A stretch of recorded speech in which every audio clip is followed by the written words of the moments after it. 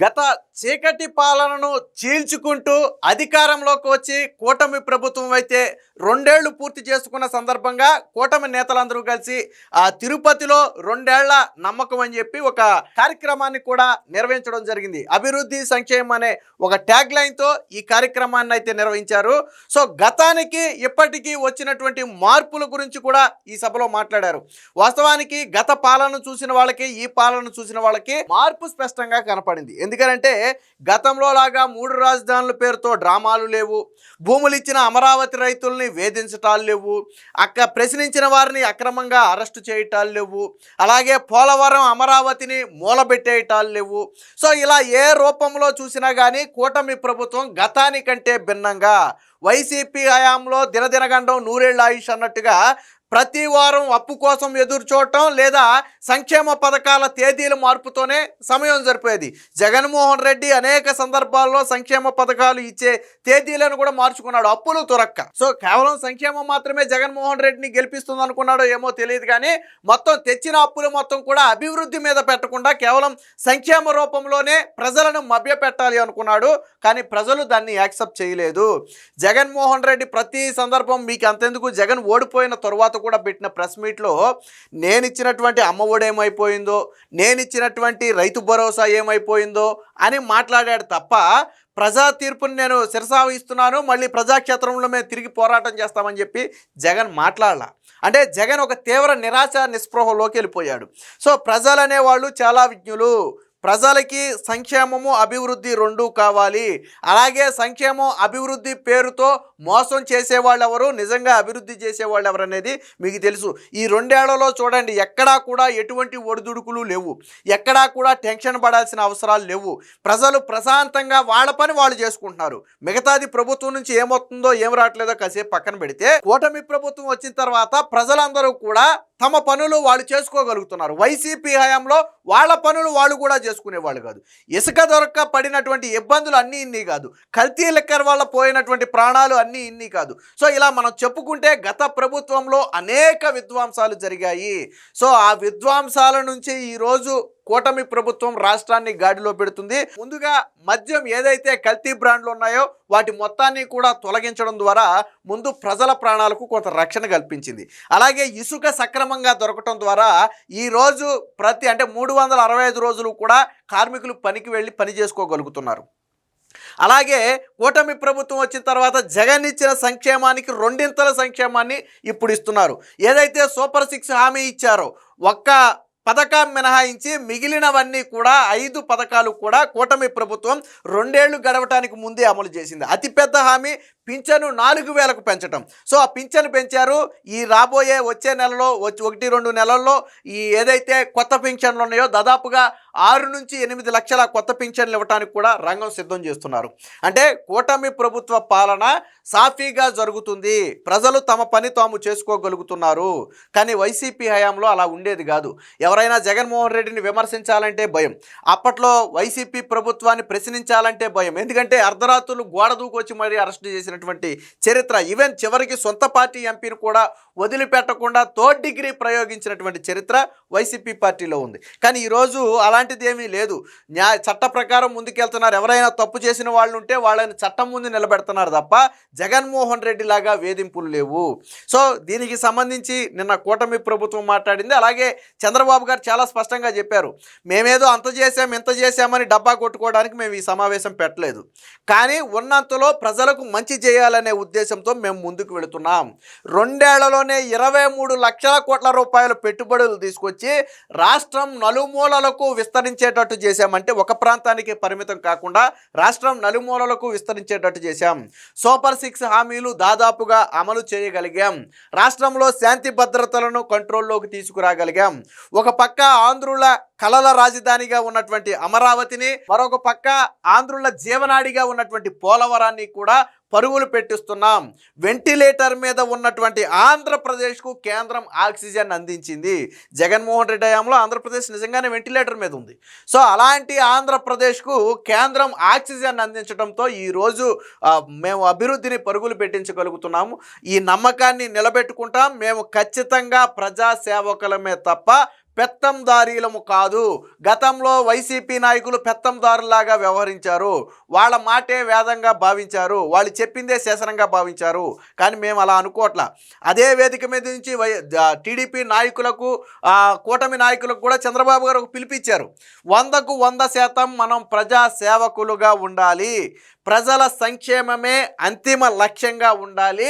అందరం కలిసికట్టుగా ప్రజలకు జవాబుదారీగా ఉండాలి. అలా ఉన్న రోజునే మళ్ళీ మనం గెలవటం జరుగుతుంది.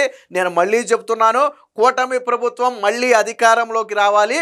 అప్పుడే అభివృద్ధి ఆటంకం లేకుండా ముందుకు నడుస్తుందని చెప్పి చంద్రబాబు గారు స్పష్టంగా చెప్పారు. అలాగే పవన్ కళ్యాణ్ కూడా ఈ సందర్భంగా మాట్లాడాడు. పవన్ కళ్యాణ్ గారు కూడా ఏం చెప్పారు?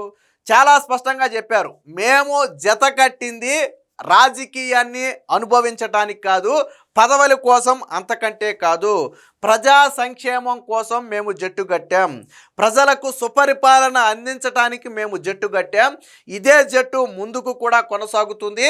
మేము ఇందాక చంద్రబాబు గారు చెప్పినట్టుగా మేము ప్రజా సేవకులుగా ఉంటాం తప్ప పెత్తందారీలుగా ఉండబోము అని చెప్పి పవన్ కళ్యాణ్ కూడా పునరుద్ధరించడం జరిగింది. అలాగే బీజేపీ అధ్యక్షుడు మాధవ్ కూడా మాట్లాడుతూ డబుల్ ఇంజన్ సర్కార్, కేంద్రంలో నరేంద్ర మోదీ, రాష్ట్రంలో చంద్రబాబు గారు, సో వీరిరువురు కలిసి రాష్ట్రాన్ని అభివృద్ధి పదంలో నడిపిస్తున్నారు.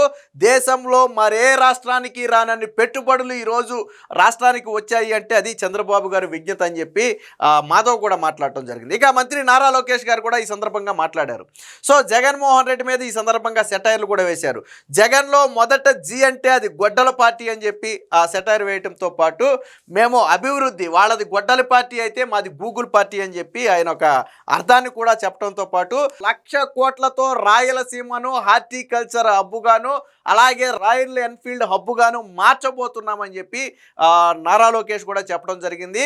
పెట్టుబడులు తీసుకురావటంలో ప్రపంచంతోనే పోటీపడి ఈరోజు ఆంధ్రప్రదేశ్ని మొదటి స్థానంలో నిలిపామని చెప్పి ఆయన సగర్వంగా నిన్న వేదిక సాక్షిగా ప్రకటించడం జరిగింది.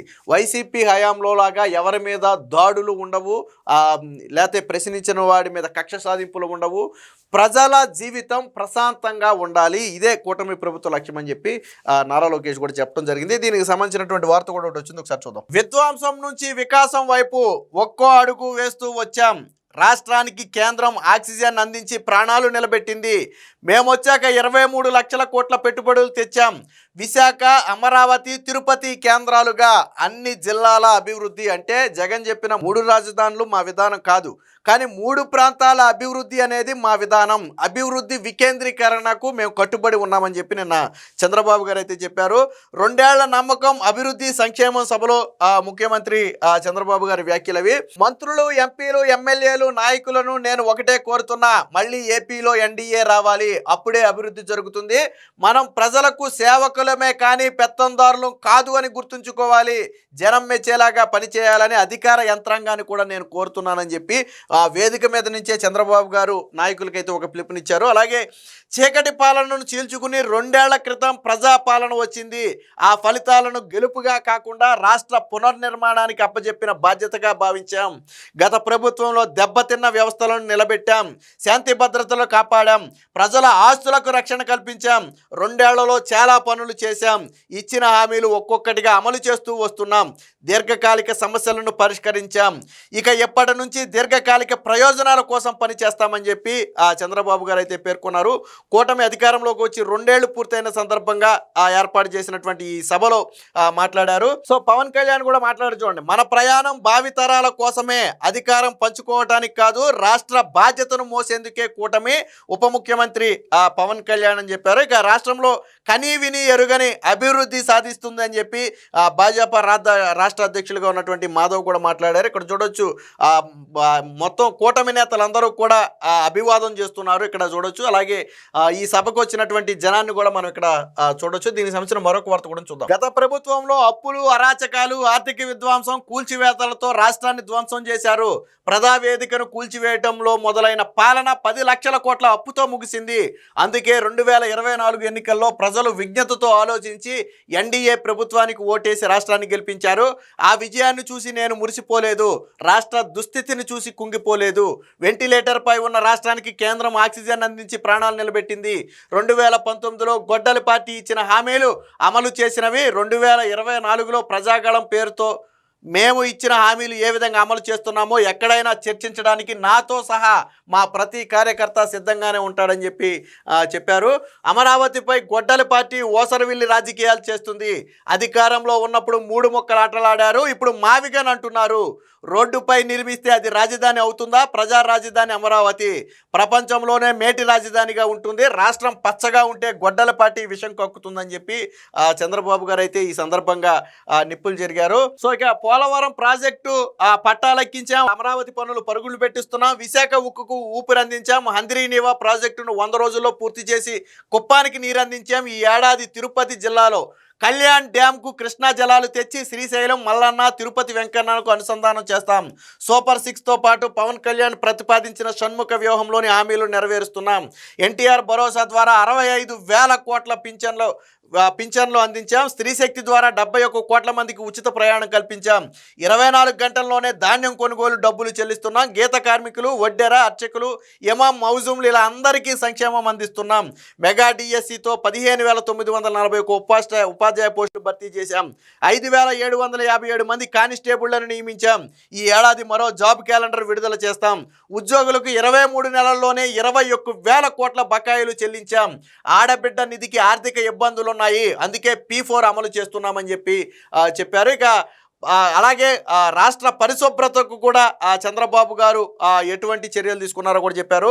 విశాఖకు Google, TCS, Cognizant, Arcelor Mittal వంటి సంస్థలు వచ్చాయి. ల్యాండ్ టైటిలింగ్ యాక్ట్ రద్దు చేసి రీసర్వే ద్వారా భూమి వివాదాలకు చెక్ పెడుతున్నాం. తిరుపతిలో 50 ఏళ్లుగా ఉన్న సెట్టిపల్లి భూ వివాదాన్ని పరిష్కరించాం. గత పాలనలోని చెత్త, పరిసరాల్లోని చెత్త, మనుషుల్లోని చెత్త మొత్తం తీసేసి పరిశుభ్రమైన స్వచ్ఛమైన ఆంధ్రప్రదేశ్ను తీసుకొచ్చాం. తొలిసారిగా విద్యుత్ ఛార్జీలు తగ్గించాం. ప్రధాని మోదీ వికసిత భారత్ 2047 కోసం కృషి చేస్తుంటే ఇక్కడ స్వర్ణాంధ్ర 2047 కోసం కృషి చేస్తున్నామని చెప్పి చెప్పారు. ఇరాన్లో యుద్ధంలో మామిడి, అరటి, రొయ్యల ధరలు పడిపోయాయి. గ్యాస్, డీజిల్, పెట్రోల్ ధరలు పెరిగాయి. అయినా కూడా పెద్ద ఆర్థిక వ్యవస్థల్లో తక్కువ ద్రవ్యోల్బణం ఉంది మన దేశంలోనే. ఇది ప్రధాని మోదీ ఘనత. ఎల్నీనోతో వాతావరణ పరిస్థితుల్లో మార్పులు వస్తున్నాయి. మనం ముందు చూపుతో ఆలోచించి ప్రకృతి సేద్యానికి వెళ్ళాలని చెప్పి పిలుపును కూడా ఇవ్వడం జరిగింది. సో హెలికాప్టర్లో మేనిఫెస్టో చదువుకుంటూ వచ్చా, ఇచ్చిన హామీలు ఏమి అమలు చేశామో హెలికాప్టర్లో చదువుకుంటూ వచ్చానని, నిత్యం వాటిని గుర్తు చేసుకుంటానని చంద్రబాబు గారు చెప్పారు. పవిత్ర పుణ్యక్షేత్రంలో ఉన్నానంటూ ఓం నమో వెంకటేశాయ అని ప్రసంగాన్ని ప్రారంభించిన చంద్రబాబు గారు జై భారత్ అంటూ ప్రసంగాన్ని అయితే ముగించారు. మొత్తంగా ఈ కూటమి ప్రభుత్వం 2 ఏళ్లలో సాధించినటువంటి ఘనతల గురించి అయితే సగర్వంగా నిన్న వేదిక సాక్షిగా ప్రకటించారు. అలాగే పవన్ కళ్యాణ్ వ్యాఖ్యలు కూడా ఒకసారి చూద్దాం. మన ప్రయాణం భావితరాల కోసమే, అధికారం పంచుకోవడానికి కాదు, రాష్ట్ర బాధ్యతను మోసేందుకే. తిరుపతి విజయోత్సవంలో ఉప ముఖ్యమంత్రి పవన్ కళ్యాణ్. రాష్ట్రపతి ద్రౌపది ముర్ము ప్రయాణం కౌన్సిలర్గానే ప్రారంభమైంది. జాతీయ నాయకత్వం పల్లెల నుంచే రావాలి. మహిళలు, యువత గ్రామస్థాయి నాయకత్వాన్ని అందిపుచ్చుకోవాలి. సమాజంలో వ్యక్తిగత విశ్వాసాన్ని మేము తిరిగి నిర్మిస్తున్నాం. మన ప్రయాణం వచ్చే ఎన్నికల కోసం కాదు, వచ్చే తరాల కోసం, రాబోయే తరాలు గర్వపడేలాగా వ్యవస్థలను నిర్మించి అందించడం కోసమే ఈ కూటమి ప్రభుత్వ అంతిమ లక్ష్యం అని చెప్పి మాట్లాడటం అయితే జరిగింది. అంటే పవన్ కళ్యాణ్ గారు కూడా చాలా స్పష్టంగా చెప్పారు, మేము కలిసింది ప్రజా సంక్షేమం కోసమే తప్ప అధికారం కోసం కాదు అనేది నిన్న పవన్ కళ్యాణ్ గారు చెప్పిన మాట. ఏది ఏమైనా మొత్తంగా ఈ కూటమి ప్రభుత్వం 2 ఏళ్లలో గత చీకటి పాలనను చీల్చుకుంటూ గత ఏదైతే విధ్వంసాలు ఉన్నాయో ఆ విధ్వంసాలను అధిగమించి ఈరోజు వికాసం వైపు అయితే పరుగులు పెడుతుంది. రాబోయే 3 ఏళ్లలో మరిన్ని విజయాలు సాధించబోతుంది. అమరావతి, పోలవరం సహా అనేక గొప్ప విజయాలు సాధించడానికి ఇప్పటికే డెడ్ లైన్ కూడా పెట్టుకోవడం జరిగింది. ఏది ఏమైనా చంద్రబాబు గారు చెప్పింది, ఈ కూటమి మరొక్కసారి అధికారంలోకి వస్తేనే ఈ అభివృద్ధి కొనసాగుతుంది. మధ్యలో బ్రేక్ వేస్తే మళ్ళీ జగన్మోహన్ రెడ్డి లాంటి ఒక నియంత వస్తే అభివృద్ధి మళ్ళీ 30 ఏళ్ళు వెనక్కి వెళ్ళిపోతుందని చెప్పి చంద్రబాబు గారు కూడా చెప్పడం జరిగింది. ఏది ఏమైనా 2 ఏళ్ల కూటమి పాలన పట్ల ప్రజలు మాత్రం సంతృప్తిగా ఉన్నారు అనేది నిన్న చంద్రబాబు గారి సభ చూసిన తర్వాత స్పష్టంగా అర్థమవుతుంది.